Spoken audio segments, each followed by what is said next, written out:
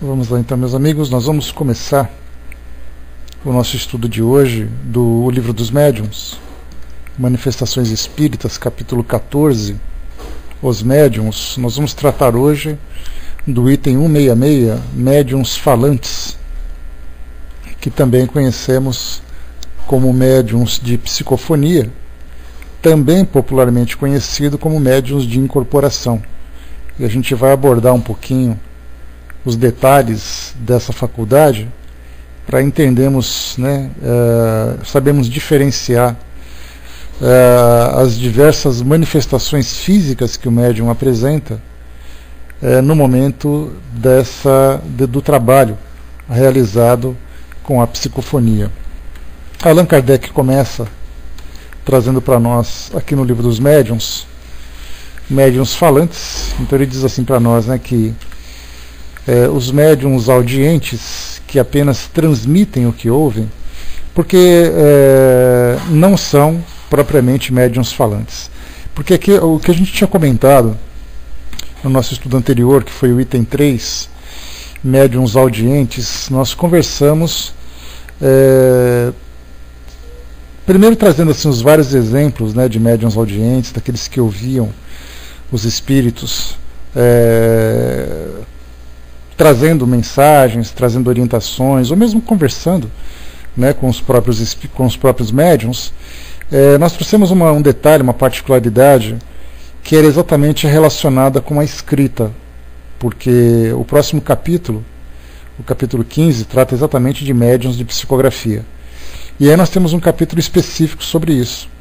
E nesse capítulo nós vamos falar sobre o transe mediúnico, a psicografia mecânica, semimecânica, a intuitiva, então vários outros tipos os vários tipos de formas, as várias formas que os médiuns podem se comunicar através da escrita. Mas o detalhe que nós comentamos é que no caso dos médiuns audientes, aqueles que ouvem os espíritos, muitas vezes transcrevem aquilo que está sendo dito pelos espíritos, e aí então nós acabamos confundindo com a psicografia. Porque quando nós falamos sobre a estrutura cerebral do médium, e que o espírito, envolvendo o médium com o seu perispírito, e transmitindo o seu pensamento, e também trabalhando, atuando sobre partes específicas do seu cérebro, para poder controlar ali a parte motora, ou mesmo a parte psíquica do médium, então é no cérebro que ele atua. Então nós temos ali aquela parte motora, a parte sensitiva, o espírito atua sobre aquela região, fazendo, por exemplo, com que o médium mexa o braço com mais rapidez para transmitir uma mensagem. Então ele atua especificamente sobre aquelas seções do cérebro que são responsáveis por aquela movimentação, pela memória, pela lembrança, pelas imagens que ele acaba captando na sua mente, pela audição, por exemplo. Então é através dessa faculdade. E aí então, no caso da escrita, em que o médium transcreve aquilo que ele ouve, nós não podemos considerar como sendo a psicografia, mas o médium apenas transcreve a mensagem ouvida. No caso dos médiuns falantes, como Kardec colocou para nós aqui nesse começo, ele disse que médium audiente, que apenas transmitem o que ouvem, não são propriamente médiuns falantes. É um outro caso desse que nós vemos hoje. Porque o médium audiente, ele ouve, e daquilo que ele ouve, ou ele pode repetir falando aquilo que ele está ouvindo, ou ele, no caso, interpretando aquilo que ele está ouvindo, como ele pode escrever aquilo que ele está ouvindo. Nesses dois casos, nem há psicografia e nem há psicofonia. Há apenas a audiência. E nessa audiência é que o médico utiliza esse conteúdo recebido para transmitir para as pessoas. E aí ele usa o veículo que melhor lhe convir. Aqui então foi o que Kardec chama a atenção. Estes, no caso os médiuns falantes, na maioria das vezes, não ouvem nada. Ao servir-se deles, os espíritos agem sobre os órgãos vocais, como agem sobre as mãos dos médiuns escreventes. O espírito se serve para a comunicação dos órgãos mais flexíveis que encontra no médium. De um empresta as mãos, de outro as cordas vocais, de um terceiro os ouvidos. O médium falante, em geral, se exprime sem ter consciência do que diz, e quase sempre tratando de assuntos estranhos às suas preocupações habituais, fora de seus conhecimentos e mesmo do alcance de sua inteligência.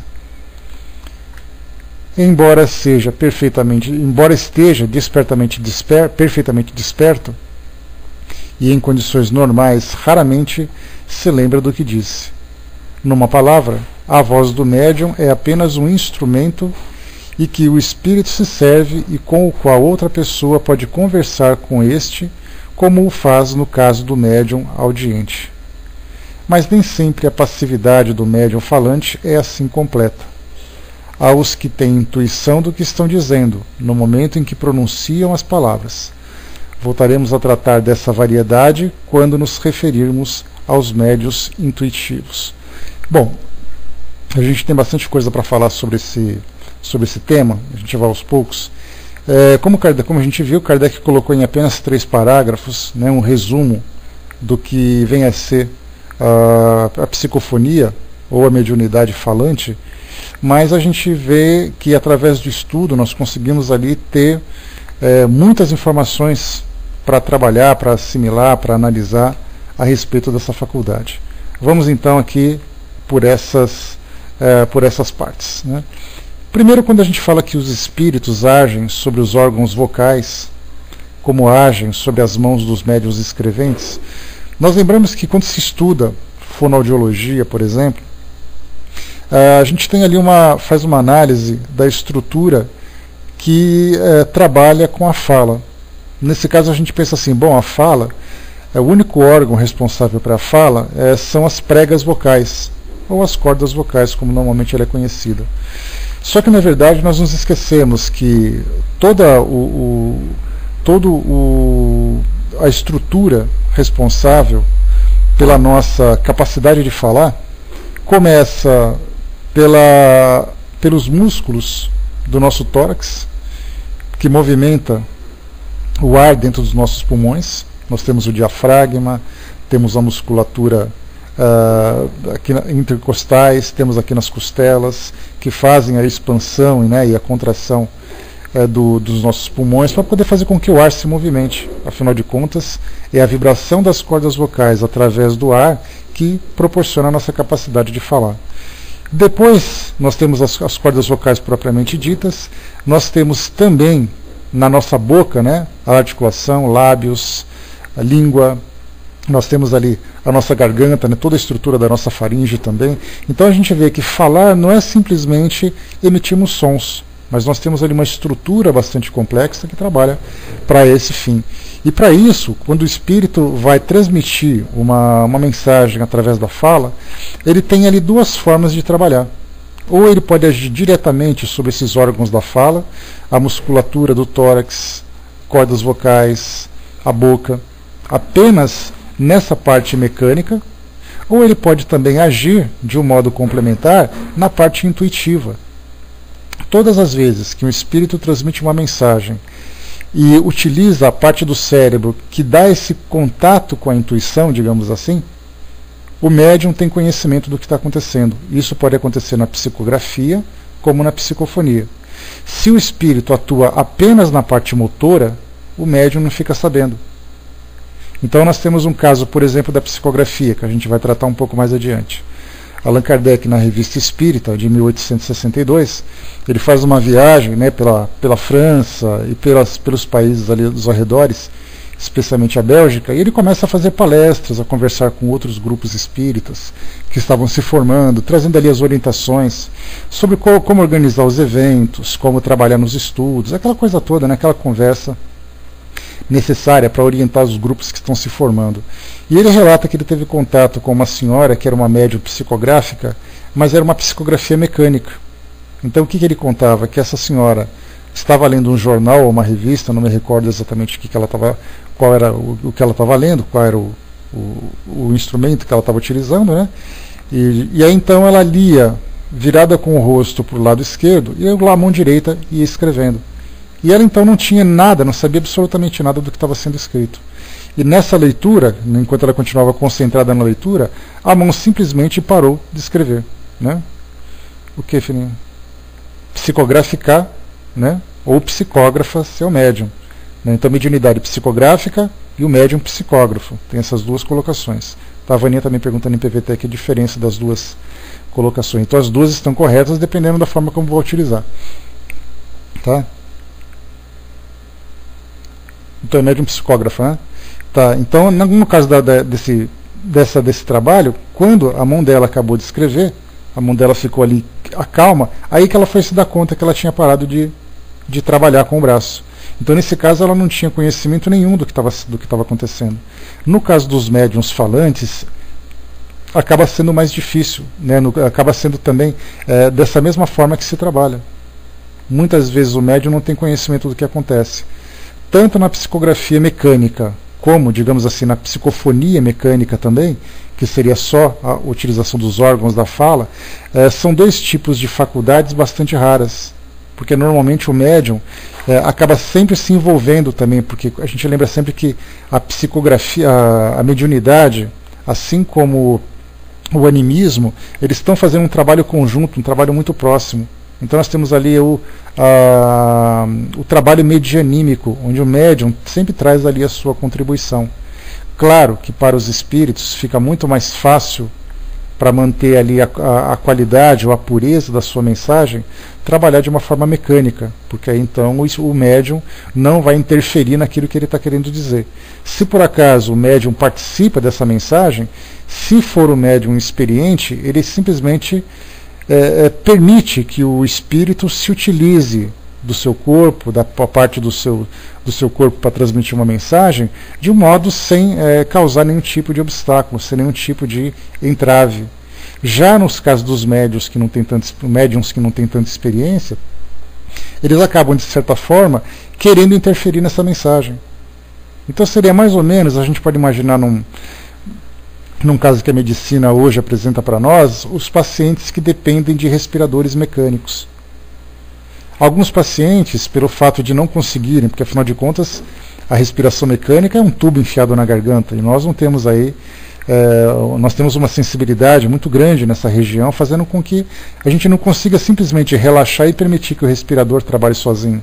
Então muitas vezes o paciente fica brigando com o respirador, enquanto o equipamento quer fazer com que o ar seja injetado no seu pulmão, o paciente quer fazer com que o ar saia, então fica naquela briga, né? O que os médicos fazem então? Injetam um sedativo no paciente para que ele fique relaxado e permita que o aparelho trabalhe sem nenhum tipo de interrupção. No caso da mediunidade pode acontecer a mesma coisa. O médium, por exemplo, o espírito, por exemplo, quer escrever através da mão do médium, né, naturalmente, mas de uma forma mecânica, de uma forma rápida, né, que seja ali de acordo com a caligrafia, de acordo com a velocidade que o espírito quer impor e tudo mais, o médium, nesse caso, se ele estiver ele trazendo a sua colaboração, ele pode querer escrever junto com o espírito, por exemplo. E nesse caso acaba saindo uma letra que não é exatamente aquilo que se deseja, acaba trazendo ali um prejuízo para o trabalho. A mensagem que o espírito quer escrever, pelo fato do médium saber exatamente o que ele vai escrever, porque passa pela mente dele, pelo cérebro dele, a mensagem que vai ser transmitida, ele quer escrever junto e muitas vezes do jeito dele, utilizar as palavras dele. Então acaba virando aquela briga entre o espírito e o médium. Isso normalmente acontece nos médiuns que estão começando a trabalhar com a mediunidade. Não tem essa experiência, ele quer ajudar, muitas vezes até com boa vontade, mas ele acaba causando esse prejuízo. E aí, com o tempo, depois que ele começa a pegar fluência, quando ele começa a compreender que ele precisa deixar que o espírito assuma o controle das suas funções motoras para que ele possa transmitir essa mensagem, é que tudo dá certo. É o caso, por exemplo, que nós tivemos Chico Xavier, Raul Teixeira, que são os casos mais conhecidos também. O Divaldo também acredito que tenha trabalhado dessa forma. Mas no caso do Chico Xavier e do Raul, eles descreveram isso em suas biografias, que eles começaram a escrever muitas mensagens que chegavam de espíritos que eram desconhecidos, espíritos que eram amigos e tudo mais, até chegou o momento em que o trabalho propriamente dito começaria a acontecer. No caso do Chico Xavier teve contato com o Emmanuel, e aí então a partir dali ele disse, olha, a partir de agora nós vamos começar a trabalhar para escrever livros, né? E no caso do Raul Teixeira, também a mesma coisa. Começou a fazer aquele monte de textos que ele escrevia nas folhas de sulfite, até que chegou um momento em que ele encontrou com deixa eu lembrar aqui só o nome do espírito que trabalhava com ele. Era o espírito Camilo, né? Isso, é que eu estou vendo aqui no meu livro, está um pouco longe, mas é o Camilo. No caso do Camilo, a mesma coisa. Raul descrevia o seguinte, que quando foi apresentado o espírito Camilo, né, aquele espírito que estava ali meio trabalhando como se fosse um professor, ali um orientador, dizia para ele assim, olha, em breve, né, eu vou embora, a gente não vai ter mais o contato de trabalho, e você vai ser apresentado a um outro amigo espiritual que ele será o responsável por essa, né, pelas obras que você vai publicar. Então ficou aquela coisa assim, né, mas por que você vai embora, por que isso, por que aquilo? Aí ele falou, porque meu trabalho era exatamente disciplinar a sua mediunidade, e a partir do momento que você estiver pronto, você vai então assumir o trabalho propriamente dito. Aí ele teve contato com o espírito Camilo, e a primeira coisa que foi dita, assim como o Emmanuel também falou para o Chico, foi a mesma coisa, olha, pega tudo isso que você escreveu até agora e joga no lixo. Mas por que eu vou jogar no lixo? Isso aqui foi uma coisa que eu trabalhei, porque isso era só para você treinar. A partir de agora você vai começar a trabalhar mesmo. Aí então, né, com aquele sentimento de pesar, jogaram tudo fora, aquele calhamaço de folhas que eram utilizadas, né, os cadernos, as folhas e tudo mais, e aí então foi tudo para o lixo, e aí começaram a fazer o trabalho direcionado para a divulgação, né, da doutrina espírita, para a divulgação da vida no mundo espiritual, né, para a evangelização das pessoas, né. Então a gente vê que desde o começo, quando começa nesse trabalho, os médiuns que chegam numa casa espírita, né, dizendo, olha, eu tenho um formigamento no braço, às vezes eu escrevo alguma coisa, então eu queria saber o que é. Aí essa pessoa é encaminhada para um grupo mediúnico, ali então ele começa a ter contato com espíritos comuns, né, espíritos que chegam assim para trazer uma mensagem, às vezes é uma mensagem com 3 linhas, que foi o caso que aconteceu, por exemplo, com uma prima minha que começou também a trabalhar no desenvolvimento mediúnico lá na Comunhão Espírita de Brasília. As primeiras mensagens que chegavam, era o espírito que chegava e trazia uma mensagem sem muito efeito, apenas trazendo assim, olha, feliz daqueles que compreendem os ensinamentos do Evangelho e tudo mais, coisas bem neutras, nada muito específico. Aí depois, com o passar do tempo, aquelas mensagens foram se tornando um pouco maiores, né? Então começou com algumas pequenas mensagens, algumas poucas linhas, mensagens assim sem muito efeito, apenas a título de participação, tanto para ajudar o espírito na comunicação, como para ajudar também os médiuns no seu treinamento. E depois de um tempo começaram a chegar as mensagens um pouco mais complexas, que já eram espíritos que vinham contar suas histórias, que são aquelas histórias que a gente costuma ler aqui na nossa sala. Aí vem um espírito assim de um padrão moral mais elevado, trazendo assim um conhecimento, trazendo uma orientação. Vem um espírito com um padrão moral menos elevado, contando um pouco da sua história, algumas vezes falando da experiência que está vivenciando, algumas vezes demonstrando uma certa revolta, outros simplesmente ali contando uma experiência que vivenciou. Então, aí começaram a aprofundar um pouco mais. Aí esses médiuns, conforme eles vão adquirindo essa experiência, não apenas com relação à escrita, mas principalmente com relação à afinidade fluídica com os espíritos, de saber que um espírito está se aproximando, ele começa a ter aquelas sensações, no caso dos médiuns sensitivos, né? Então, começa a registrar a presença desses espíritos, a identificar qual é a sua natureza moral, muitas vezes até mesmo sabendo qual é a identidade do espírito, pelo fato da afinidade que começa a se estabelecer, começa a compreender que o médium tem que participar, mas de uma forma mínima, para deixar com que o espírito, né, para fazer com que o espírito possa utilizar do seu organismo para transmitir a sua mensagem sem que haja essa interrupção. Então não é simplesmente assim, eu sou médium psicógrafo, vou sentar aqui à mesa e vou começar a escrever. No caso dos médiums que trabalham com isso com frequência, principalmente esses atualmente que nós temos, que trazem comunicações do mundo espiritual de entes queridos que desencarnaram, além daqueles também que trazem os livros, né, que são psicografados, né, esses mais conhecidos que nós temos, alguns que não são tão conhecidos também, não começam simplesmente escrevendo a partir do primeiro dia. Muitas vezes nós temos médiuns ali que passam anos, 5, 10 anos apenas em treinamento para começar a desenvolver um trabalho. né? Por isso que, no caso da psicofonia, como a gente comentou agora há pouco, é a mesma coisa. A gente está falando de psicografia, mas é a psicofonia que interessa para nós. No caso da psicofonia, é a mesma coisa. Então, o médium, muitas vezes, ele pode causar um entrave, um obstáculo, e trazer uma dificuldade para que o espírito se comunique, pelo fato dele não ter essa experiência para isso. Então, o espírito chega, se comunica, são aqueles primeiros contatos, né? Um ano, Dudu, legal. Então, nós temos aí, trazem os primeiros contatos. O médium precisa se identificar com que tipo de espírito ele vai trabalhar.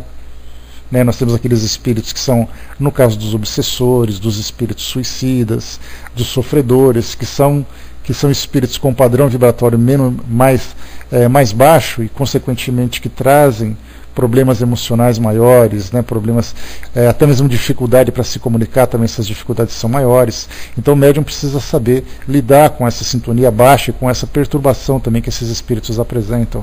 No caso, nós temos aqueles outros médiums que trabalham com espíritos que, embora não sejam sofredores, não são também elevados, são espíritos comuns, né, como é o caso, como nós já vimos, de um familiar que vai se comunicar.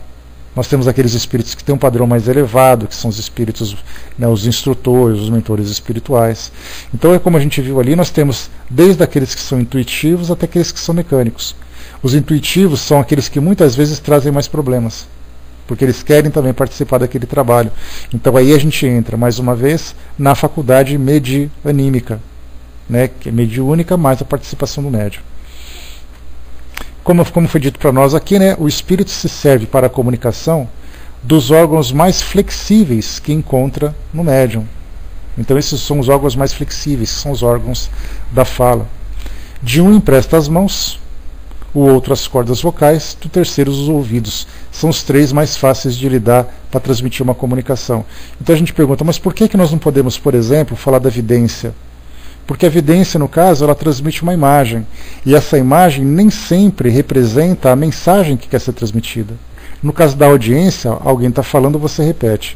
No caso da psicografia, alguém pode estar passando uma mensagem pela intuição ou utilizando, né, mecanicamente o braço do médium, também pode transmitir uma mensagem.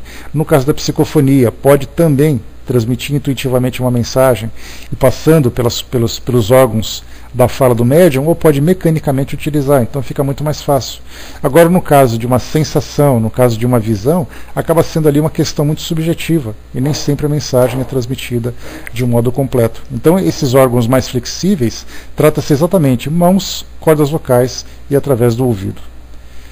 O médium falante, em geral, se exprime sem ter consciência do que diz, e quase sempre se tratando de assuntos estranhos às suas preocupações habituais. Nesse caso, quando ele fala assim que o médium não tem consciência, a gente pode tratar, aqui nesse caso, da mediunidade chamada de incorporação. A gente já conversou sobre isso, que no caso da incorporação, o que acontece? Os espíritos provocam aquele estado de transe no médium para fazer com que ele fique, digamos assim, sedado. Então ele perde o controle sobre as suas funções motoras e aí o espírito assume esse controle, transmitindo através da fala aquilo que ele deseja. Só que a gente, como a gente já percebeu isso tudo, no caso desse estado de transe, o espírito não envolve apenas os órgãos da fala quando o médium se encontra consciente. Muitas vezes, nesse estado de transe, os espíritos conseguem envolver o médium também na sua parte motora. É aí que acontece no caso da transfiguração.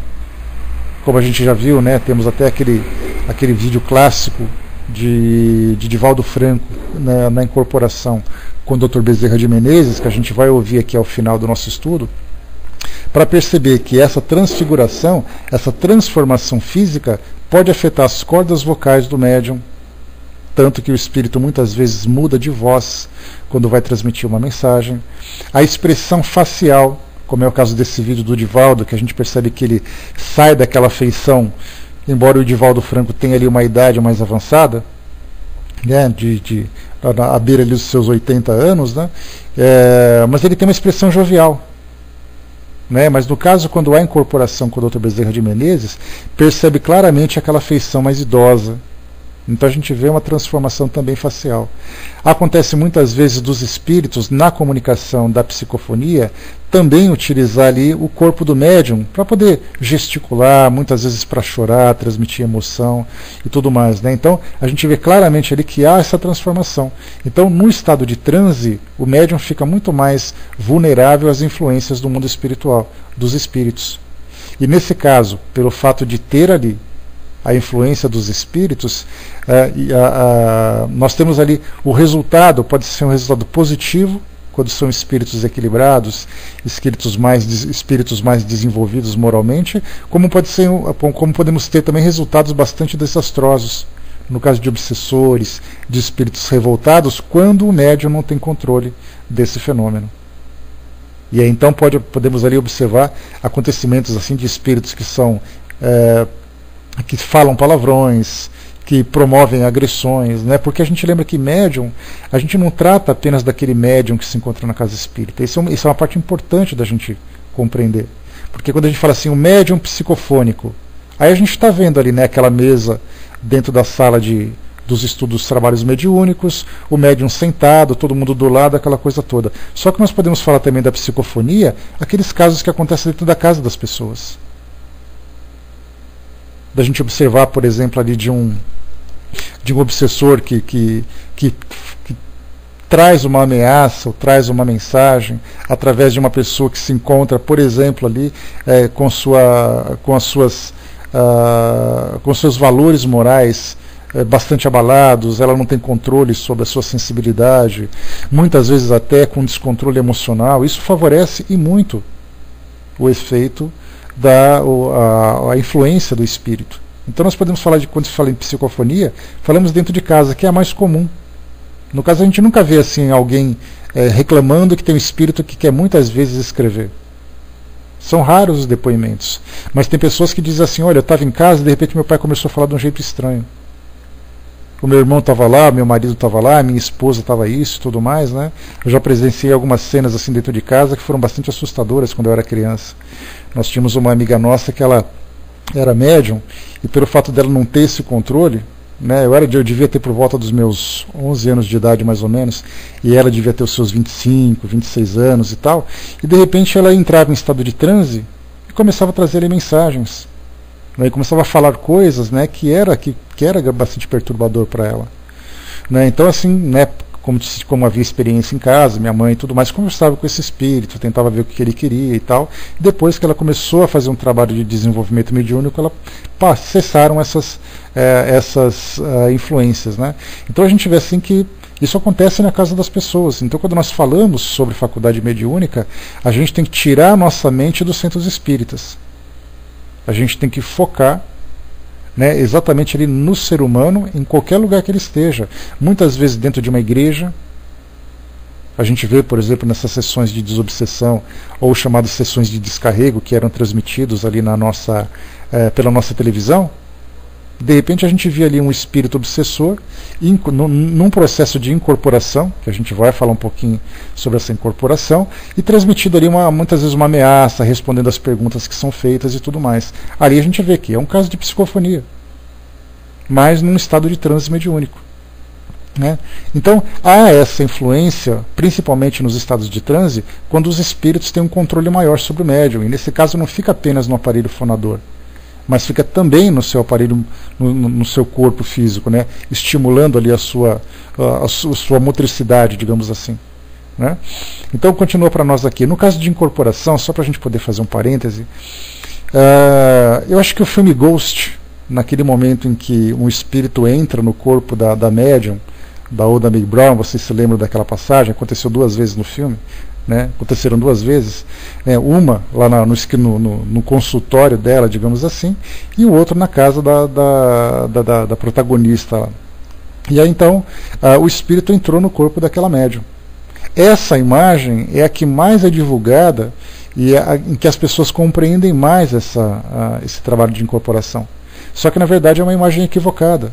Porque o espírito, na verdade, ele não penetra no corpo do médium para transmitir a sua mensagem, mas ele se aproxima do médium, envolve com o seu perispírito e faz uma transmissão mental daquilo que ele deseja. Então é a mente do espírito para a mente do médium. Quando é motor, é da mente do espírito para o centro neurológico do médium. Então não há esse processo de incorporação. Então nós utilizamos mediunidade de incorporação de um modo equivocado. Muito mais por hábito, muito mais por tradição, do que por compreensão do que acontece. Então acabou se tornando um vício de linguagem que é equivocado. Então começamos agora a falar de psicofonia. Mas a psicofonia também, de certa forma, acaba sendo incompleto se nós entendemos a psicofonia que é apenas a fala, mas não é a movimentação. Então hoje a psicofonia também é entendida como sendo ali o domínio do espírito pelo médium naquele estado de transe. O Brás perguntou aqui, né, parece que apesar de ser protestantes, os americanos são muito abertos à espiritualidade. Eles são muito espiritualizados, né, e eles também são, embora tenham essa visão específica das religiões protestantes, eles têm uma crença mística muito forte. Né, como eu falei para vocês, a crença na reencarnação, a ideia da presença do mundo espiritual influenciando a vida das pessoas, né, a quantidade de filmes que são produzidos, né, porque na verdade quando você produz um filme, você reproduz, né, as tendências de cada povo. Então no caso lá tem muitos filmes de guerra, muitos filmes do mundo espiritual, muitos filmes que falam de violência nas ruas, e na verdade a gente lembra que o cinema transmite exatamente a realidade que as pessoas vivem. Então, só que de uma forma algumas vezes fantasiosas, fictícia e tudo mais, né? Então, eles também têm bastante crença nisso, né? Nos programas de televisão muitas vezes mostram isso. Muitos médiuns ganham dinheiro trabalhando, né, pela televisão, fazendo consultas espirituais e tudo mais, né? Bom, muito bem. Então, aqui está dizendo para nós então que o médium falante em geral se exprime sem ter consciência do que diz, e quase sempre tratando de assuntos estranhos às suas preocupações habituais, fora de seus conhecimentos e mesmo do alcance de sua inteligência. Aqui a gente já viu, se a mecânica, tanto a psicografia como a psicofonia, o médium não tem consciência do que está acontecendo. Ele não tem consciência do que escreve, não tem consciência do que fala. Muitas vezes ele ouve o que está falando, no caso da psicofonia, ele ouve o que fala, mas ele não sabe o que vai acontecer, de que forma que o assunto vai se desenrolar. Aqui, por exemplo, vocês estão me ouvindo. Agora imagina aquilo que eu estou dizendo para vocês, vocês mesmos falando. Vocês não sabem do que eu vou falar. Vocês estão acompanhando o meu raciocínio, tendo ideia do assunto, mas vocês não sabem qual vai ser a minha próxima fala. Aí vocês ouvem o que está falando e tudo mais. Então é algo bastante interessante, mas essa parte mecânica, como eu falei para vocês, ela já é mais rara. É muito mais fácil para os espíritos, em termos de sintonia, em termos de conexão, trabalhar de uma forma também ligada à mente do médium. Trabalhando através dessa, né, da consciência do médium. Porque a parte mecânica, embora ela seja mais interessante, embora ela seja mais segura, embora ela seja mais fácil de manter a pureza da mensagem, ela é mais difícil pela quantidade de fluido que tem necessidade de voltar. É exato, Dudu, né? Porque como os espíritos dizem, você começa a ter noção do que está sendo falado no início e depois você começa a ter noção do que acontece no final, mas no meio da coisa fica aquele apagão, né? Então assim, essa é uma experiência muito interessante, né, que muitos médiuns psicofônicos acabam relatando, no caso quando há essa parte mecânica e quando há o transe mediúnico também. E nesse caso do transe mediúnico, ele pode acontecer, no caso da psicofonia, ele pode acontecer de um modo inconsciente ou de um modo consciente. Alguns médiuns são inconscientes. E esses médiuns inconscientes são aqueles mais inseguros. E por que essa insegurança? Porque muitas vezes o médium tem a faculdade desenvolvida, mas ele não tem ainda a facilidade de se proteger dos espíritos comuns, dos espíritos mais perturbados. Então, no caso de uma conexão com o mundo espiritual, ele transmite mensagens que para ele acabam sendo constrangedoras. E nesse caso a gente vê claramente, se um espírito se comunica com o médium e o coloca numa condição de constrangimento, mostra exatamente o seu nível evolutivo. É aí que o médium então precisa fazer uma reformulação do trabalho que vem fazendo, dos seus valores e tudo mais. No caso do médium consciente, ele sabe o que está sendo falado, ele tem compreensão da natureza do espírito, consegue limitar a ação do espírito. Então, se o espírito quer falar alguma coisa, por exemplo, o médium não fala. Ele não permite que isso aconteça. O médium quer fazer uma ameaça, o espírito quer fazer uma ameaça, o espírito quer fazer um palavrão, ele quer fazer algum comentário que possa constranger. O médium, tendo consciência, ele simplesmente não permite. Já o médium inconsciente, dependendo da sintonia que estabelece com o mundo espiritual, ele acaba passando por essas situações. E aí então muitos médiuns travam. A quantidade de médiuns psicofônicos que deixam de trabalhar, exatamente porque não tem esse controle, é uma quantidade muito grande. Às vezes a vida do médium, né, a sua vida pessoal, tem ali situações que são constrangedoras, né, no caso de vícios que o médium tem, de comportamento. Então ele tem a mediunidade. Então ele fala assim, olha, eu tenho uma vida assim que é meio complicada, mas eu quero mudar isso. Eu quero entrar aí para o centro espírita, eu quero parar de fazer essas coisas, eu quero controlar os meus impulsos negativos, os vícios que eu tenho e tudo mais. Quando ele chega no centro espírita e ele não tem controle, ele acaba tendo contato com espíritos inferiores, muitas vezes há aquela ameaça de revelar aquilo que o médium quer esconder. E aí então ele dá aquela travada. Aí ele fala assim, não, eu estou com medo. Na verdade ele fala para todo mundo que está com medo da mediunidade, que ele não gosta de trabalhar, mas na verdade dentro dele ele está com preocupação de que aquilo que ele guarda, né, como segredo, seja revelado. E aí, então ele prefere simplesmente se afastar do trabalho mediúnico. Já no caso da psicografia, por exemplo, isso não tem esse problema, porque é ele que vai ler, ele pode ler ou não. Né? Então a gente vê assim que são várias situações que envolvem os trabalhos de mediunidade, os trabalhos da psicofonia. Aqui então ele fala sobre assuntos estranhos às suas preocupações habituais, naturalmente, porque isso é óbvio, né? E tanto fala dos seus conhecimentos também, porque um espírito que fala através dele, o espírito vai transmitir a sua própria ideia. E nesse caso o médium não tem consciência. É como se eu, por exemplo, fosse um espírito, pegasse aqui um médium, pegar o nosso amigo João que está ali quietinho, ele vai ser meu médium psicofônico. Ele não faz ideia do que eu vou falar. Não sabe qual é a minha experiência, não sabe quais são as minhas intenções. O que ele pode perceber através das impressões que eu deixaria como espírito que me aproximaria, é saber exatamente da minha natureza. Se ele se sentisse bem com a minha presença, demonstra, né, a afinidade que nós temos e o meu padrão moral elevado. Se ele começasse a sentir uma certa angústia, um certo incômodo, um certo desconforto, mostra que eu sou um espírito de baixo padrão vibratório. Então ele já consegue identificar a minha natureza por essas impressões. Agora, com relação àquilo que eu vou dizer, eu vou falar sobre aquilo que eu vi, sobre aquilo que eu sei, sobre aquilo que eu penso. Como é que ele pode saber isso? Por isso coloca para nós aqui, quase sempre tratando de assuntos estranhos às suas preocupações habituais. Porque eu estou falando da minha vida, não estou falando da vida dele. E também assim, fora dos seus conhecimentos e muitas vezes fora da sua inteligência. Quando é um caso de um espírito mais elevado, por exemplo, que traz uma mensagem de grande conhecimento, Chico Xavier já passou por isso. Augusto dos Anjos, que foi um dos primeiros espíritos que trouxe poesias para o Chico Xavier, que é bem interessante, né? Começou a trazer aquelas poesias sobre a origem do universo, aquela coisa toda, né? Ele transmitiu uma parte da sua mensagem, porque ele disse claramente, né? Olha, a mente desse rapaz não vai aguentar aquilo que eu tenho para falar, não. Aí o Chico falava, né? Porque ele estava regando aquela horta de alho. Aí o Chico falava, né? Como é que ele quer me falar de universo se eu sou só um regador de alho? Então isso mostra nessa diferença.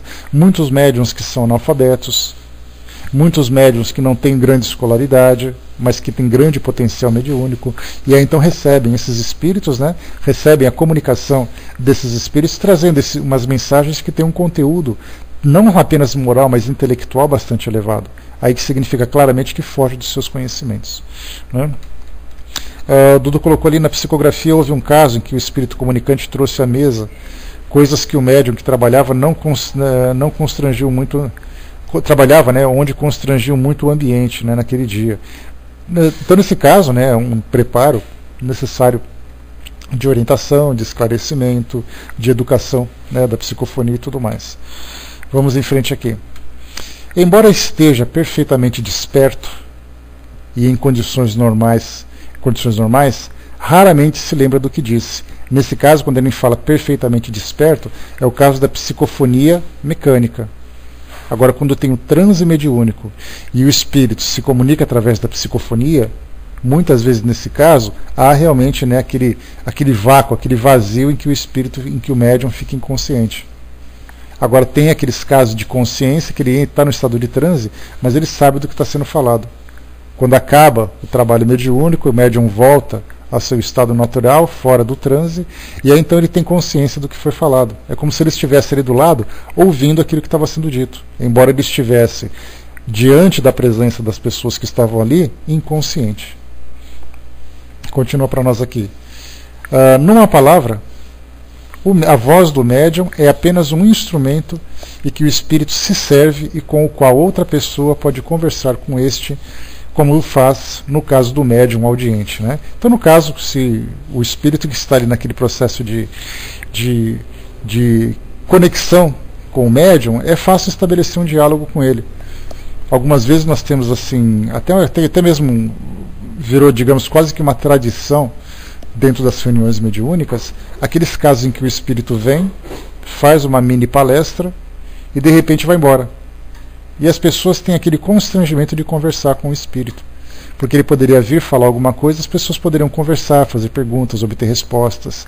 No caso de espíritos familiares, conversar sobre, né, questões da relação pessoal entre eles, né, como é que você está, o que você está fazendo, alguma coisa do gênero. Então é fácil falar, né, o médium se serve nesse caso apenas como instrumento, né. Então, mas como a gente viu, temos ali a forma mecânica e temos ali a forma que também passa pela mente do médium, né, que também é uma forma intuitiva, né, mas que tem, digamos assim, medianímica, digamos assim. Temos ali aquele estado em que o médium está consciente e o que o médium está no estado de transe mediúnico. Então nós temos várias formas e cada médium tem uma característica bastante pessoal, assim como qualquer outra mediunidade. Né, os detalhes são muito específicos sobre o médium, porque depende da capacidade que o médium tem, da facilidade com que o espírito se sintoniza com ele.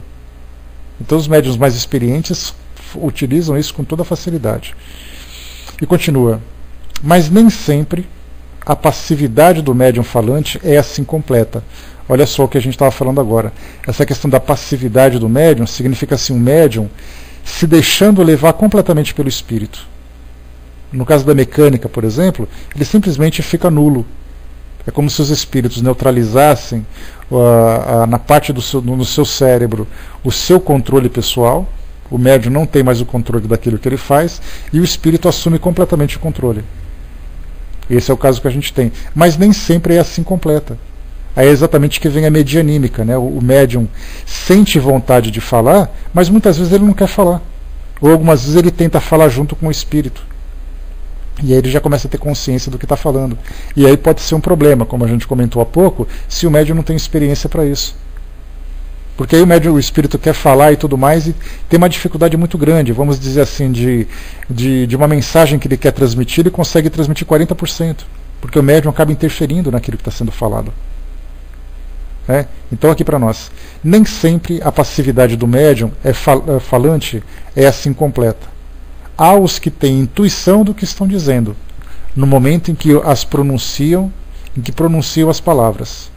Aí voltaremos a tratar dessa variedade quando nos referimos aos médiuns intuitivos, né? Então temos assim aquele que é intuitivo, que ele ouve que ele percebe alguma coisa na sua mente e começa a falar. No caso ele é muito mais um intérprete do que um médium psicofônico, como é o caso da escrita, né, que a gente comentou.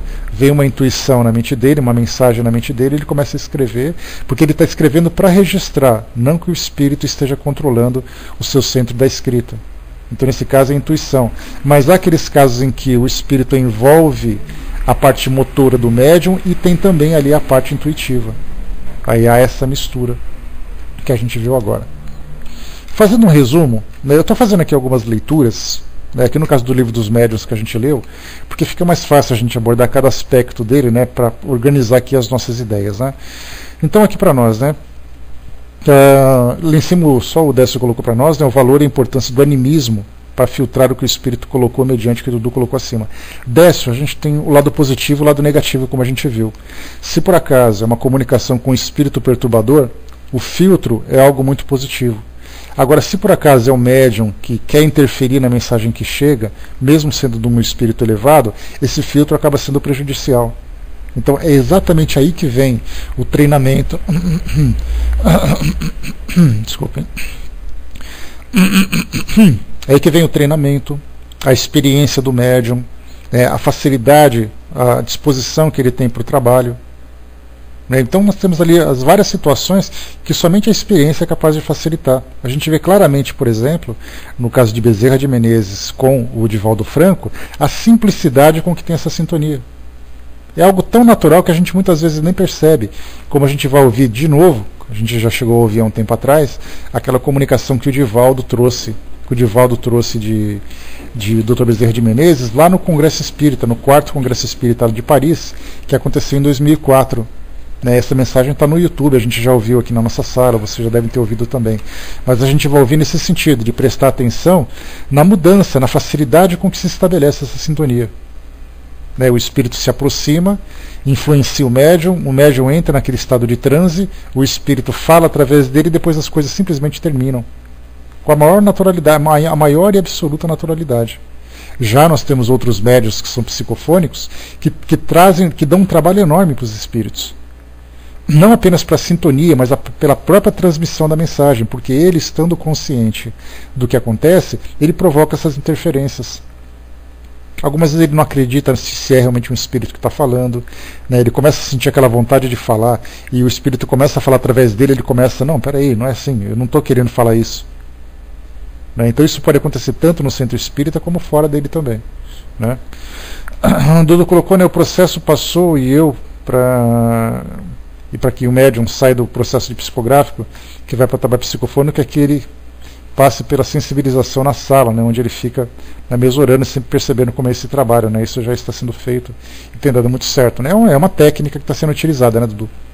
Isso é importante porque é uma forma como você se estabelece. Agora, interessante assim, nem sempre a receita que foi passada para você serve para outro médium. Às vezes tem médium que tem mais facilidade para poder controlar isso, tem médium que tem mais dificuldade. Então, assim, cada caso é especificamente um caso, né? Vamos lá então aqui. Eu separei para vocês aqui um artigo interessante que foi publicado na Revista Internacional do Espiritismo, um artigo chamado O que é Psicofonia. Né? Então vamos ler aqui esse artigo, que é bem interessante, que ele vai trazer para nós uma instrução e depois a gente vai trazer um trecho do livro Nos Domínios da Mediunidade, que também fala sobre psicofonia. Então aqui, entenda como acontece esse fenômeno mediúnico, pelo qual os espíritos estabelecem contato e transmitem as mensagens através da comunicação oral. Né? Só a título de curiosidade, a gente lembra que o livro Instruções Psicofônicas, psicografado pelo Chico, né, que vieram vários espíritos trazer as suas mensagens, foi o único livro em que o Chico trabalhou através da psicofonia. Então, na verdade, eles gravaram aquilo que estava sendo falado e depois publicaram um livro, transcreveram para o livro. Né? Então foi o único trabalho, porque no caso do Chico, a importância dele registrar as mensagens que chegavam era muito importante. Como aconteceu com Kardec. Kardec teve ali poucas comunicações psicofônicas nas reuniões que ele fazia, tanto na sociedade como nas reuniões particulares, porque o trabalho dele, como era um trabalho de divulgação, o registro dessas mensagens, da forma como estava sendo transmitida, era fundamental. Então tudo deveria vir através da psicografia, porque aí então ele publicava num livro e falava assim, olha, isso aqui foi copiado dessa mensagem que está escrita aqui. No caso da psicofonia, se você não tem um gravador para poder transmitir aquilo que está sendo falado, você não vai conseguir captar exatamente a mensagem que vem. Né? Porque a gente vai lembrar em partes, não, olha, o Espírito falou isso, isso, isso, mas será que ele falou desse jeito? Aí a gente vai falar da nossa forma da forma como nós compreendemos a mensagem. E isso muitas vezes muda o conteúdo, muda ali o sentido daquilo que está sendo dito. Por isso que a importância hoje que a gente fala assim, mas a psicofonia é muito mais fácil hoje, sem dúvida ela é muito mais fácil, mas depende do objetivo. No caso, por exemplo, de uma comunicação de um ente querido, o espírito vem e fala para a mãe, está ali presente, ele comunicando com o filho que desencarnou, o filho conversa com ela e coisa e tal, e de repente ela vai e conta para todo mundo em casa. Como é que ela vai contar para as pessoas em casa se ela estava envolvida com emoções de falar com o filho, se ela estava toda preocupada, ansiosa com aquele momento, se ela estava ali, dá aquele apagão na mente dela, né? E aí então ela chega em casa e fala assim, olha, eu lembro pouco do que foi falado. Mas ele falou mais ou menos isso. Só que esse mais ou menos isso muitas vezes deixa um conteúdo bastante significativo de fora. Daí então que o trabalho de psicografia tem essa importância das pessoas registrarem aquilo que está sendo dito. Né? Mas vamos lá, mas a psicofonia sem dúvida é mais rápida, é mais prática de se falar também. Né? Imagina a gente teclar, conversar, fazer esse nosso estudo através do teclado, e fazer esse estudo através do microfone. Essa foi a grande revolução que o Paltalk trouxe como um programa de audioconferência. Diferentemente do que acontecia na época do IRC, por exemplo, ou das salas de bate-papo, tudo era feito através da escrita. E haja paciência, a gente fazia um estudo através da escrita. Surgindo o recurso do áudio, isso dinamizou e facilitou muito o trabalho de estudos, os estudos que a gente faz. Não só os estudos que a gente faz, mas a própria interação entre as pessoas. A mesma coisa acontecia através das cartas, depois do telégrafo, depois do telefone, depois das videochamadas. Então isso foi evoluindo com o passar do tempo. Então a psicofonia tem essa vantagem de ser ágil, de ser prática, mas tem função específica para um contato que não tem necessidade de registros. Então vamos lá. A psicofonia é a mediunidade que permite a comunicação oral de um espírito através do médium. Kardec a denominou mediunidade falante, ou seja, aquela faculdade que propicia o ensejo para que os espíritos entrem em contato através da palavra, travando conversações. É ainda conhecida popularmente como incorporação, mas esse termo poderia sugerir uma ideia falsa de que o espírito comunicante penetra no corpo do médium, o que na verdade não acontece. O médium é sempre responsável pela ordem do desempenho mediúnico, e seja qual for o grau de consciência, o papel dele é sempre passivo. Quando a educação mediúnica é deficiente ou viciosa, o intercâmbio é dificultado, faltando liberdade e segurança. Isso que a gente comentou. Liberdade para o espírito falar e segurança, para que a mensagem seja transmitida de um modo claro, de um modo preciso. O médium reage à exteriorização perispirítica, dificulta o desligamento e quase sempre intervém na comunicação, truncando-a. Ele deve ser o intérprete nesse intercâmbio e, assim, entender o pensamento do espírito comunicante e transmiti-lo sem alteração. A gente não costuma dar palpite quando alguém está falando alguma coisa? No caso, quando o espírito se comunica e traz uma ideia também, a mesma coisa. Muitas vezes a gente quer dar um palpite, Eu estou transmitindo aqui uma mensagem que chega através da intuição para mim, estou falando para vocês, aí eu interrompo o que o espírito está falando e coloco a minha colocação. Aí vocês não sabem exatamente o que é o espírito, o que sou eu. E a minha colocação muitas vezes acaba sendo equivocada. Deixa eu ver aqui. Eu tenho uma dúvida danada quando diz que o espírito não introjeta no corpo do médium. É a questão do envolvimento fluídico, Brás? Imagina que você está em pé, tem um espírito do seu lado e vocês dois têm essa expansão do seu corpo perispirítico, do seu corpo do perispírito.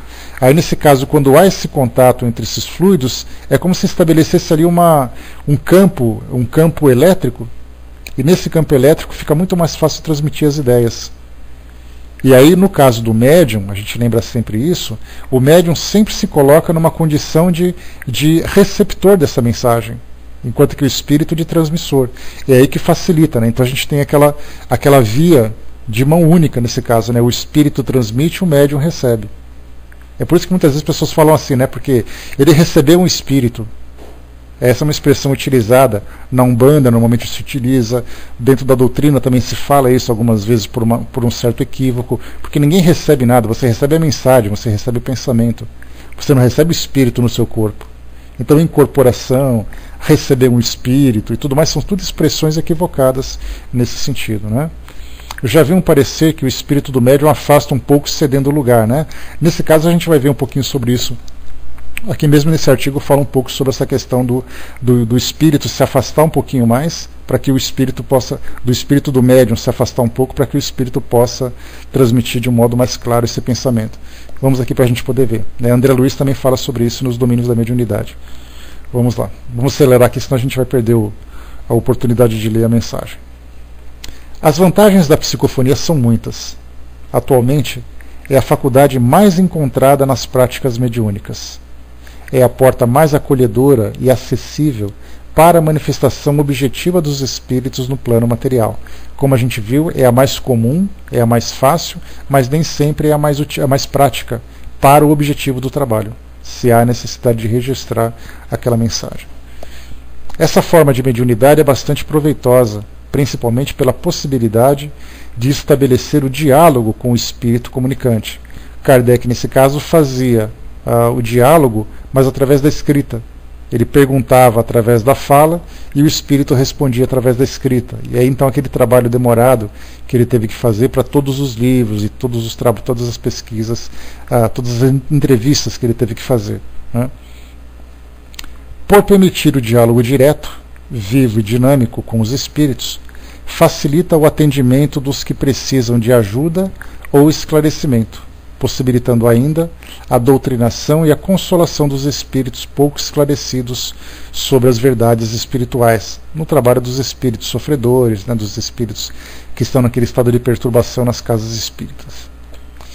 A psicofonia é uma das formas mais interessantes e úteis de mediunidade, não só porque faculta entendimento direto e pessoal com os espíritos, como também a possibilidade de esclarecermos espíritos inconscientes, imersos em sua escuridão mental, e os maldosos, realizando assim um ato de verdadeira caridade espiritual e cooperando com os companheiros que dirigem as organizações assistenciais do trabalho dedicadas a do espaço dedicadas a esse trabalho. Por meio da psicofonia, às vezes chega a dizer coisas inteiramente fora do âmbito de suas ideias habituais, de seus conhecimentos e até fora do alcance de sua inteligência. Não é raro ver pessoas iletradas e de inteligência vulgar se expressarem em tais momentos com verdadeira eloquência e tratar com intestável superioridade de questões sobre as quais seriam incapazes de emitir uma opinião no estado comum. Entre as desvantagens da psicofonia, é preciso haver muita análise para avaliar bem a origem e o valor da comunicação, pois geralmente a manifestação não chega a constituir uma prova de identificação do comunicante. Seu efeito é momentâneo, nem sempre bem compreendido, e a mensagem pode ser deturpada ao se tentar reproduzi-la posteriormente, a não ser que seja gravada, né? Aquilo que a gente estava falando agora há pouco, né? De que muitas vezes é uma mensagem de cunho instrutivo, mas pelo fato dela não ter sido gravada, ela acaba sendo pouco aproveitada, a não ser para as pessoas que estavam ali presentes. Então a gente ouve na hora, tenta gravar mais ou menos aquilo que foi falado, dependendo do estado emocional das pessoas de presenciarem aquela reunião, né, acabam não tendo bom proveito. Então você falou na hora, aí a gente fica assim, olha, eu não lembro bem o que ele falou, o que ele falou sobre isso mesmo? Que a gente estava ali prestando atenção, de repente me veio uma ideia, ou então eu fiquei emocionado na hora, o que aconteceu? Esses são um dos empecilhos, né, de se desenvolver um trabalho através da psicofonia. Então, nos casos de orientação espiritual, trabalhos de desobsessão, trabalhos de orientação para as equipes das casas espíritas, esse tipo de comunicação ele é até interessante de se fazer, porque ele proporciona o diálogo entre eles, né? E até mesmo muitos dos grupos mediúnicos hoje fazem gravações. Eles deixam o gravador ligado ali, mesmo naquela conversa informal com os espíritos, o gravador está ali pronto para que haja depois a transcrição. Isso vai facilitar bastante depois a consulta e a instrução também. O mecanismo mediúnico da psicofonia. Né? Eu acho que todos devem gravar dessa. Eu acho que é uma recomendação que todas as casas espíritas devem fazer, até mesmo como um documento do que foi falado. Né? Então, assim, seria interessante, né? Até mesmo no caso de casos de desobsessão, casos de orientação espiritual e tudo mais, gravar isso tudo serve como material de estudo depois. Porque aí depois o grupo pode reouvir aquilo tudo, analisar a forma da abordagem, o resultado do trabalho e tudo, né? Então normalmente as pessoas não gravam por hábito, né? Mas seria interessante esse processo, né? Então, mecanismo, né? Muitas têm manifestações espirituais como coisas santificadas, né? Nesse caso, né? Eu acho que sempre vale gravar. Né? Os espíritos nunca vêm para contar segredo para ninguém. E quando há necessidade de um sigilo, o próprio grupo tem essa preocupação de fazer, né? Vamos lá. Mecanismo mediúnico da psicofonia. O mentor espiritual responsável pela preparação do fenômeno da psicofonia aproxima-se do médium e lhe aplica forças magnéticas sobre o chakra coronário, que sensibiliza e ativa a glândula pineal, fazendo-a produzir um hormônio chamado melatonina. A melatonina interage com os neurônios, tendo um efeito sedativo, ou seja, neutralizando aquela parte do cérebro. Em seguida, a melatonina é direcionada para a parte do córtex cerebral responsável pela fala e que vai ficar sob o seu efeito, ou seja, sedada. Assim, o médium perde o comando sobre os seus órgãos da fala, permitindo que outro espírito se ligue a este sistema sensitivo e o utilize. Posteriormente, os espíritos auxiliares aproximam o espírito que irá se manifestar pela psicofonia e fazem a ligação perispiritual aos órgãos sensitivos da fala do médium através do chakra laríngeo. Nesse caso, a gente lembra que é um tipo de comunicação dentro dos centros espíritas num ambiente controlado. Mas como a gente já viu isso, naqueles processos de psicofonia dentro das residências, por um processo obsessivo e tudo mais, embora o processo seja o mesmo, não há o controle que há dentro de uma instituição, né? O espírito comunicante, temporariamente, se apossa do órgão vocal do médium, aproximando-se de seu mundo sensitivo e conseguindo se expressar através da fala. A classificação da psicofonia.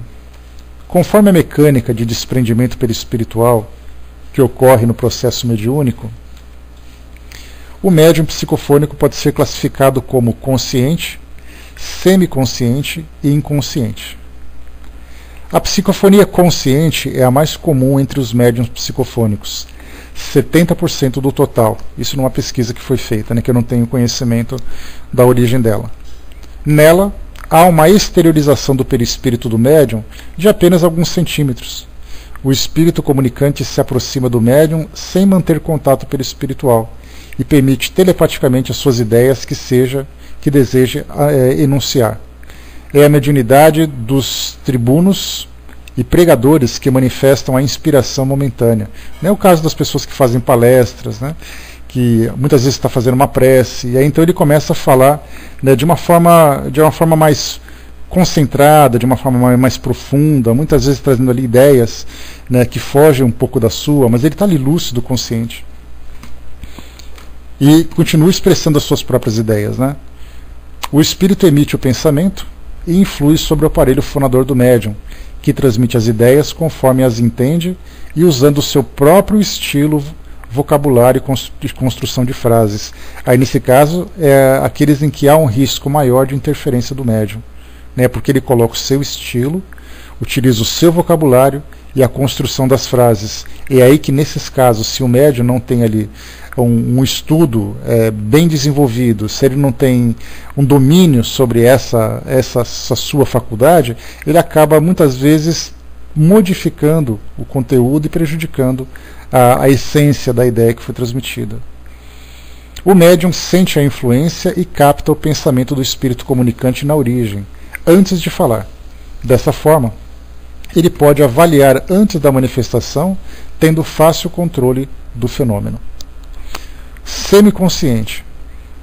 Fenômeno comum a 28% dos médiuns psicofônicos. A psicofonia semiconsciente. Na psicofonia semiconsciente existe a maior exteriorização do perispírito do médium, mas ainda não completa. O espírito comunicante entra em contato com o perispírito do médium, que se semi-exterioriza e atua através deste sobre o corpo físico, ficando os órgãos vocais do médium parcialmente sob o controle do espírito que faz a comunicação. Dessa forma, o espírito tem maior atuação no órgão fonador, conseguindo falar melhor em seu próprio estilo, ou seja, apenas as frases são do médium, mas o estilo e as ideias são do espírito. Enquanto a mensagem é recebida, o médium sabe o que fala, sente o padrão vibratório e a intervenção e a intenção do espírito comunicante, podendo controlar e intervir se necessário. É aquilo que a gente conversou, né? Então o médium pode a qualquer momento interromper a mensagem se ele achar conveniente. Tá? Porém, ao terminar a manifestação, só recordará do início e do final da mensagem, ficando apenas com uma vaga lembrança do tema abordado. No caso do médium inconsciente, na psicofonia inconsciente, que representa somente 2% dos casos dos médiuns psicofônicos, há uma exteriorização total do perispírito do médium, ficando apenas ligado pelo cordão fluídico. e não existe ligação entre o cérebro do médium e a mente do manifestante, e mesmo entre sua própria mente perispiritual e o cérebro físico. O fato do espírito do médium se exteriorizar do corpo físico temporariamente faz com que passe a estar inteiramente à disposição e sob controle do espírito comunicante. A atuação do espírito sobre o organismo físico do médium é mais direta, além do chakra laríngeo e dos centros nervosos liberados. Assim, o comunicante tem maior intervenção material, modificando estilos, gestos e entonação de voz. Ou seja, as frases, o estilo e as ideias são todas do espírito. A mensagem é transmitida sem que o médium guarde consciência cerebral dela, porém, em espírito, o mesmo está consciente. Ao recobrar a consciência, o médium geralmente nada recorda da mensagem deixada. A vantagem é que há maior liberdade para o espírito, que se identifica por gestos, entonação de voz e atitudes. Então, esse aqui é um texto da Revista Internacional de Espiritismo, que fala, que dá aqui uma explicação sobre a psicografia, sobre psicofonia, desculpem. E aqui agora, a gente vai ler rapidamente, deixa eu ver aqui se dá tempo da gente fazer essa leitura. Ler um trecho aqui do livro Nos Domínios da Mediunidade, que fala de dois casos, do consciente e do inconsciente. André Luiz traz para nós aqui essa experiência que ele presenciou. Conta a história de um ex-feitor de uma fazenda que continha ali escravos, e ele era uma pessoa extremamente perturbada, ou agressiva naquilo tudo, matava com facilidade. Se por acaso o espírito não matasse, não morresse no tronco, ele depois executava de uma outra forma. E aí, depois que ele desencarnou, naturalmente ele foi ali, perseguido pelos espíritos que foram vítimas da sua agressividade. E esse espírito então se manifestou, ia se manifestar nessa casa espírita. E aqui então André Luiz traz para nós o relato dessa experiência. Vamos fazer aqui a leitura rápida, para não atrasar aqui o término do nosso horário, apesar de já estar no final dele. Vamos lá então. Enquanto se alongava o entendimento, contando a história, o infeliz foi situado junto com Dona Celina. A medida impressionou-me desfavoravelmente. Logo, Dona Celina, a melhor instrumento da casa, é quem deveria acolher o indesejável comunicante. Reparei-lhe a luminosa auréola, constratando com a vestimenta pestilencial do forasteiro, e deixei-me avassalar por incoercível temor. Isso ele ficou preocupado, porque o espírito era extremamente perturbado, e a médium era uma das mais valorosas da casa, então ele achou que haveria ali uma influência negativa do espírito sobre a médium. Semelhante providência não seria o mesmo que entregar uma harpa dedicada às patas de uma fera? Aulus, porém, deu-se pressa em explicar-nos. Acalmem-se. O amigo dementado penetrou o templo com a supervisão e o consentimento dos mentores da casa. Quanto aos fluidos de natureza deletéria, não precisamos temê-lo. Recuam instintivamente ante a luz espiritual que os fustiga ou desintegra. É por isso que cada médium possui ambiente próprio e cada assembleia se caracteriza por uma corrente magnética particular de preservação e defesa. Nuvens infecciosas da Terra são diariamente extintas ou combatidas pelas irradiações solares, e formações fluídicas inquietantes a todo momento são aniquiladas ou varridas do planeta pelas energias superiores do espírito. Os raios luminosos da mente orientada para o bem incidem sobre as construções do mal, à feição de descargas elétricas. E compreendendo-se que mais ajuda aquele que mais pode, nossa irmã Celina é a companheira ideal para o auxílio dessa hora. Indicando-a, exclamou: observemos. A médium desvencilhou-se do corpo físico como alguém que se entregava a sono profundo e conduziu consigo a aura brilhante de que se coroava. Clementino não teve necessidade de socorrê-la. Parecia afeita àquele gênero de tarefa, ou seja, já tinha experiência do que estava acontecendo. Ainda assim, o condutor do grupo amparou-a solícito. A nobre senhora fitou o desesperado visitante com manifesta simpatia e abriu-lhe os braços, auxiliando-o a senhorar do veículo físico, então em sombra. qual se fora atraído por vigoroso ímã, o sofredor arrojou-se sobre a organização física da médium, colando-se a ela instintivamente. Auxiliado pelo guardião que o trazia, sentou-se com dificuldade, afigurando-se-me intensivamente ligado ao cérebro mediúnico.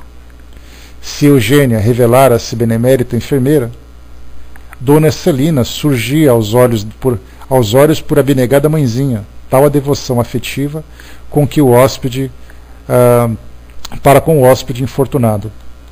Dela partiam fios brilhantes a envolvê-lo inteiramente, e o recém-chegado, em vista disso, não obstante senhor de si, demonstrava-se criteriosamente controlado. Assemelhava-se a um peixe em furiosa reação entre os estreitos limites de um recipiente que em vão procurava dilacerar. Aqui no caso são os espíritos, que são trazidos para a comunicação com os médios e muitas vezes demonstrando uma rebeldia. Não querem, estão ali resistindo à comunicação, mas eles são levados e atraídos por essa força magnética do médium, e ele não tem como se desvencilhar, embora muitas vezes ele queira quebrar a mesa, xingar, fazer aquela estripulia toda, mas o médium, como o caso dessa Dona Celina, uma médium experiente, mantinha ele absolutamente sob controle.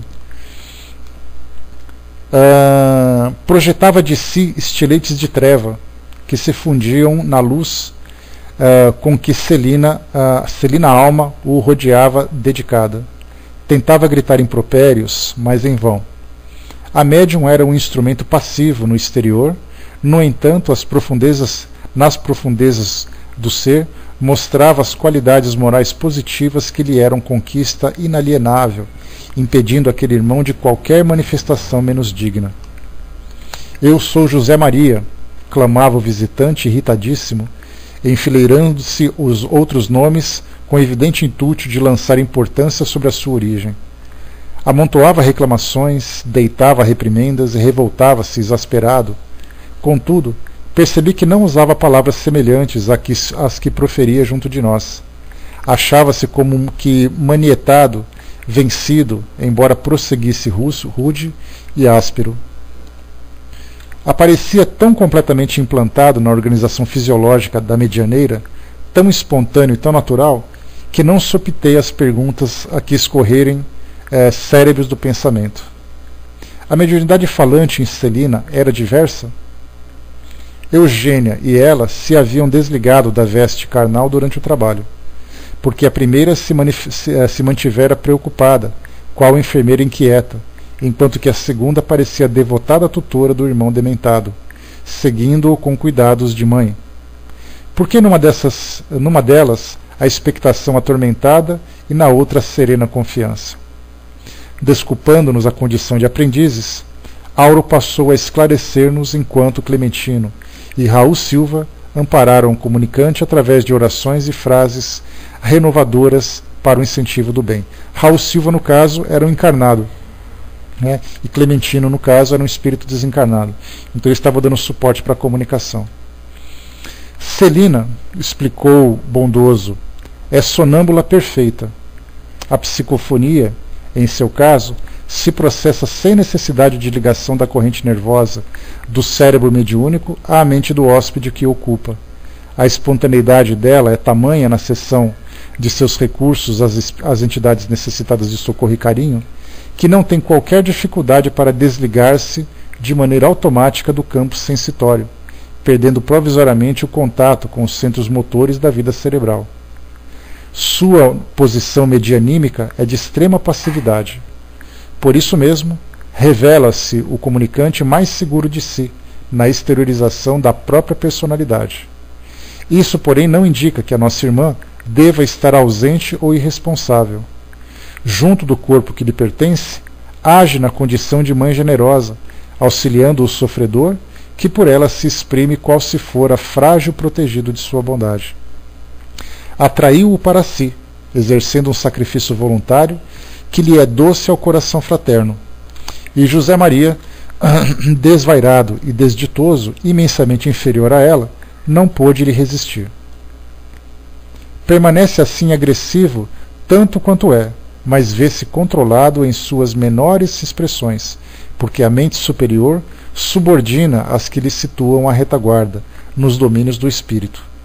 É por essa razão que o hóspede experimenta com rigor o domínio afetuoso da missionária que lhe dispensa amparo assistencial. Impelido a obedecer-lhe e receber-lhe as energias mentais constringentes que o obrigam a sustentar-lhe a respeitosa atitude, não obstante revoltado como se encontra. Diante da pausa que se fez natural, reparamos que Silva conseguia franco processo na doutrinação. O ex-tirano rural começava a assimilar algumas réstias de luz. Hilário, contudo, provocou a continuidade da lição perguntando: embora seja preciosa auxiliar, como vemos, não se lembrará Dona Celina das palavras que o visitante pronuncia por seu intermédio? Se quiser, poderá recordá-la com esforço, mas a situação em que se reconhece não vê qualquer vantagem na retenção dos apontamentos que houve. Indubitavelmente, ponderou meu colega, observamos singular diferença entre as duas médiuns que caíram em transe. Tenho a ideia de que, na psicofonia consciente, Dona Eugênia exercia um controle mais direto sobre o hóspede que lhe utilizava os recursos, ao passo que Dona Celina, embora vigiando o companheiro que se comunica, deixa-o mais à vontade, mais livre. Caso não fosse, Dona Celina, a trabalhadora hábil, capaz de intervir o tempo em qualquer circunstância menos agradável, não seria de preferir as faculdades de Dona Eugênia, a que a preocupação dos dois, de uma médium que conscientemente controla a fala do espírito e a outra médium que dá liberdade total para o espírito, embora o subjugue pela influência moral. Então eles estão perguntando se não seria mais interessante a consciente para dominar esse espírito do que a médium inconsciente. Sim, Hilário, você tem razão. O sonambulismo puro, quando em mãos desavisadas, pode produzir belos fenômenos, mas é menos útil na construção espiritual do bem. É o caso, por exemplo, daqueles médiuns que ficam inconscientes e nesse momento de inconsciência falam coisas, têm atitudes agressivas. É o caso, por exemplo, de pessoas que dizem assim que meu marido ele estava alcoolizado e de repente ele começou a me falar coisas estranhas e começou a quebrar tudo em casa. É o caso de um médium que entrou num transe mediúnico, nesse transe sonambúlico, e permitiu que o espírito fizesse tudo por falta de conhecimento e falta de experiência, e falta até de valores para poder dominar aquele médium. Vamos lá. A psicofonia inconsciente, naqueles que não possuem méritos morais suficientes à própria defesa, pode levar à possessão, sempre nociva, e que por isso apenas se evidencia integral nos obsessos que se renderam às forças vampirizantes. Hilário refletiu um momento e tornou a considerar. Aqui vemos a médium fora do vaso físico, dominando mentalmente a entidade que lhe é inferior. Mas e se fosse o contrário? Se tivéssemos aqui uma entidade intelectualmente superior, senhorando mentalmente a médium? Nesse caso, redarguiu o paciente interlocutor, Celina seria naturalmente controlada. Isso porque ela permitiria naturalmente, porque ela se coloca numa condição de passividade, permitindo que o espírito se manifestasse. Se o comunicante fosse, nessa hipótese, uma inteligência degenerada e perversa, a fiscalização correria por conta dos mentores da casa, em se tratando de um mensageiro com elevado patrimônio de conhecimento e virtude, a médium apassivar-se-ia com satisfação, porquanto lhe aproveitaria as vantagens da presença, tal como o rio se beneficia com as chuvas que lhe caem do alto. O instrutor ia continuar, mas Clementino solicitou-lhe o concurso para a remoção de José Maria, que, algo renovado, principiava a aceitar o serviço da prece, chegando mesmo a atingir a felicidade de chorar. Nosso orientador passou a contribuir na assistência ao visitante, que foi novamente entregue ao amigo paternal que o trazia, a fim de internar-se em organização socorrista distante. Aqui é um caso bastante interessante quando se fala que a Dona Celina, por exemplo, se ela fosse influenciada por um espírito superior, seria mais ou menos a relação que Divaldo Franco tem com Bezerra de Menezes. Ele se coloca em tal condição de passividade, sem nenhum tipo de preocupação, de temor, de insegurança, que o espírito Bezerra de Menezes consegue influenciá-lo plenamente, a ponto de muitas vezes até trazer ali a sua manifestação em condição integral, em termos de voz, de ideia, de manifestação física, de expressões e tudo mais, né? Então esse é um dos casos que a gente tem de uma influência superior. No caso, se Divaldo Franco tivesse contato com um espírito, um obsessor, por exemplo, ele poderia dominá-lo plenamente pela sua própria influência moral, seja consciente ou seja inconsciente, que é o caso que a gente não sabe exatamente qual é qual seria de que forma poderíamos classificar a mediunidade do Divaldo, como é difícil classificar a mediunidade de todos os médiuns. Isso é feito através da experiência, isso é feito através do desenvolvimento mediúnico, do processo de desenvolvimento mediúnico, né? Quando o médium começa a relatar o que ele sente, o que ele lembra, os vários casos em que os espíritos vão se aproximando, né? Porque todas essas reuniões, vários espíritos são convidados a participar delas, desde um espírito instrutor até um espírito, digamos assim, um espírito comum. Não são utilizados obsessores, suicidas, né, pelo menos nos graus mais elevados, nessas reuniões de desenvolvimento. Mas cada contato que os médiums têm nessas reuniões, eles conseguem depois tirar as suas impressões. Eu senti uma certa angústia, eu senti uma alegria muito grande, eu consegui entender o que ele estava falando, não me lembro do que ele falava. Então depois os médiums vão registrando as suas experiências e aí então eles vão se autoconhecendo. É assim que o médium começa a adquirir domínio sobre a própria faculdade. Tá? Bom, pessoal, vamos fechar por aqui agora. Eu tinha aquela mensagem do Bezerra de Menezes para colocar aqui para vocês. A gente deixa para uma próxima oportunidade, que acabou estendendo um pouco mais esse assunto, né? Mas eu espero que tenha sido fácil, né? Que tenha sido assim, de uma forma fácil a compreensão desse fenômeno, porque ele é realmente bastante interessante. Para quem já presenciou uma psicofonia, a gente vê assim a expressão facial do médium, o olhar que ele fica, a sua comunicação, né? Para quem quiser ver, por exemplo, é muito fácil. Coloca no YouTube Dr. Fritz ou Bezerra de Menezes, que a gente vai ver dois casos interessantes de incorporação, né? Ou de psicofonia, que também se mistura com a motricidade, né? Assim, a forma como ele se expressa, o sotaque, muitas vezes a agitação do espírito, né? Então temos ali uma variedade de sinais que a gente acaba observando para cada tipo de comunicação. O mesmo caso daquele do deputado Bassuma, né, Luiz Bassuma, lá no Congresso Nacional, né, lá no Congresso Nacional, que nós tivemos ali durante a apresentação, né, de um tema que falava, se eu não me engano, do centenário de Chico Xavier, o médium ali permitiu uma incorporação dentro do Congresso Nacional. E aí, então ele falava com tranquilidade, com serenidade e tudo mais, né?